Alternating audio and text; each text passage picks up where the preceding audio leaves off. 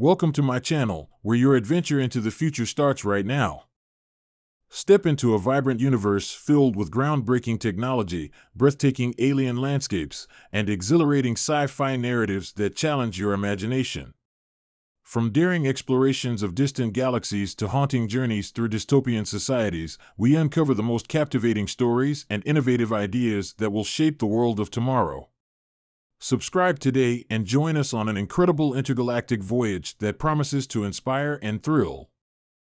Humanity's expansion into the galaxy began as a simple endeavor, an attempt to secure a future for the human race by exploring distant worlds, discovering resources, and pushing the boundaries of known space.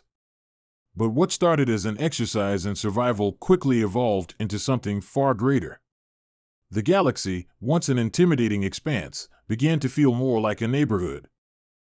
And humanity, for all its faults, its flaws, and its imperfections, began to forge connections that no one, not even they themselves, could have anticipated. What happened next was a phenomenon unlike anything the universe had ever seen. It wasn't that humanity's technology outstripped that of other civilizations. Nor was it that they brought unmatched military strength or economic power to the table. No. It was something more fundamental, something simpler yet infinitely more potent: humanity's desire to connect. To build relationships. To find family, no matter where it was or who it was with. It wasn't an inherent weakness, as many outsiders might have thought. It was, in fact, humanity's greatest strength. And once they made the decision that a species, a person, or even an idea was part of their family, there was no force in the galaxy that could tear that bond apart. The first instance of this familial bond occurring outside of Earth was with the Valorians. The Valorians, a race of tall, angular beings with skin like polished stone, had ruled over a vast portion of the galaxy for millennia. They were technologically advanced and militarily powerful, proud of their legacy and traditions. The Valorians had never been interested in forming alliances or making friends with other species. They preferred to conquer, subjugate, or trade only when it suited them. However, they had made a grave miscalculation when they first encountered the human race. At first, the Valorians dismissed humans as insignificant mere ants crawling on the surface of a rock in the grand scale of the galaxy. They saw the humans' relatively primitive technology and their reliance on ancient strategies like diplomacy and cultural exchange as little more than quaint gestures. The humans, in turn, were initially cautious but determined. They did not come to conquer, they came to learn, to understand.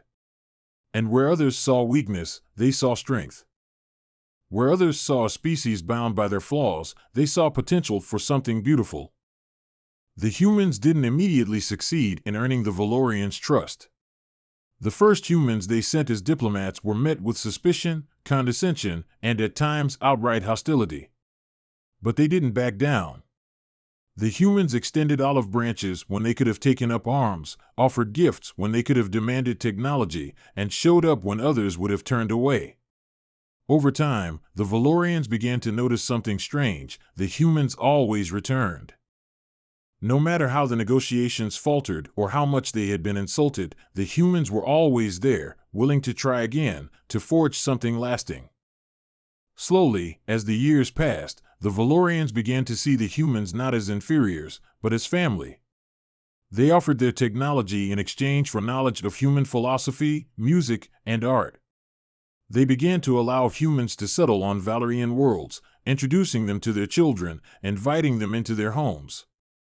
There was something magnetic about the human capacity for compassion, their insistence that no one, not even the enemy, should be abandoned. And once the Valorians recognized this, they could not forget it.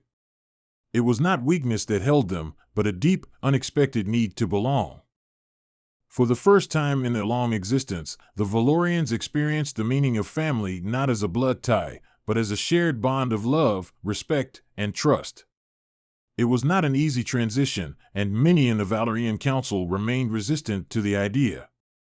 But the humans were persistent, and gradually, the species became inseparable. The Valorians began to see their empire not as a thing to be preserved through force, but as something to be nurtured, grown, and shared. The Garrick were next. The Garrick were a fierce, warlike species, their entire society structured around survival of the fittest. They were excellent tacticians, their culture one of constant war, where strength was the only thing that mattered. To them, the concept of family was abstract at best, and often used as a tool for dominance. When humans first encountered the Garrick saw them as little more than a distraction, a small, relatively weak species that posed no real threat to their military superiority. At first, they attempted to ignore the humans, dismissing them as insignificant. However, the humans were relentless in their desire to connect.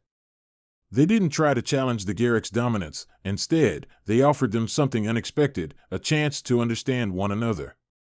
They showed the Garrick how to organize peaceful trade routes, how to avoid unnecessary conflict. They introduced art, music, and education in ways the Garrick had never considered. But most importantly, the humans showed the Garrick a different kind of strength, the strength to protect, to heal, to build rather than destroy. Over time, the Garrick began to question their own beliefs. Could there be strength in kindness? Could they be a family not just with their own kind, but with others? Slowly, the walls around their hearts began to crumble. The Garrick started to embrace human culture, adopting it into their own. They invited humans into their homes, celebrated human holidays, and began to send their children to human-run schools. The humans had become part of their family not just in the way they understood it, but in a way they could not fully articulate.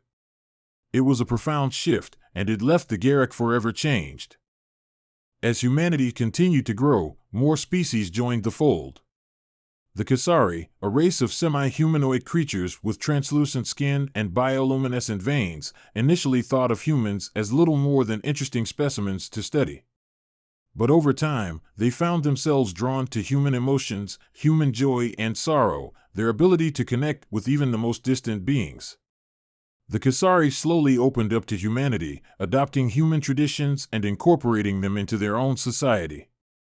They began to see the humans as siblings, not as subjects or researchers.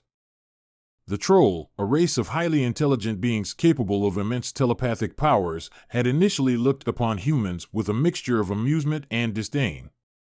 They could read minds with ease, and the idea of humans creatures so easily manipulated by their emotions was something they found both laughable and tragic. Yet, when the humans first found themselves in conflict with the Troll's ancient enemies, the Zontair, it was the humans' willingness to sacrifice themselves for the greater good that caught the attention of the Troll.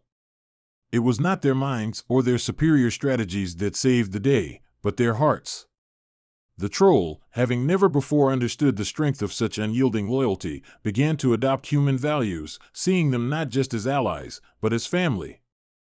But as humanity continued to spread throughout the galaxy, this expansion would not come without its costs.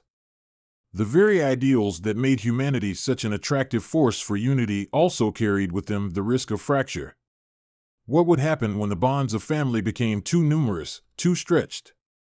What would happen when some beings began to question the integrity of their family ties? Would the warmth of shared connections become a suffocating blanket, stifling the individualism that had once fueled humanity's greatest achievements?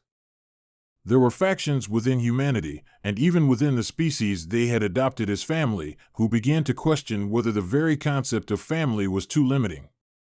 Could humanity extend its bonds so far and wide that they lost the essence of who they were? Could the pursuit of endless connection lead to the erasure of cultural differences, to the homogenization of life itself?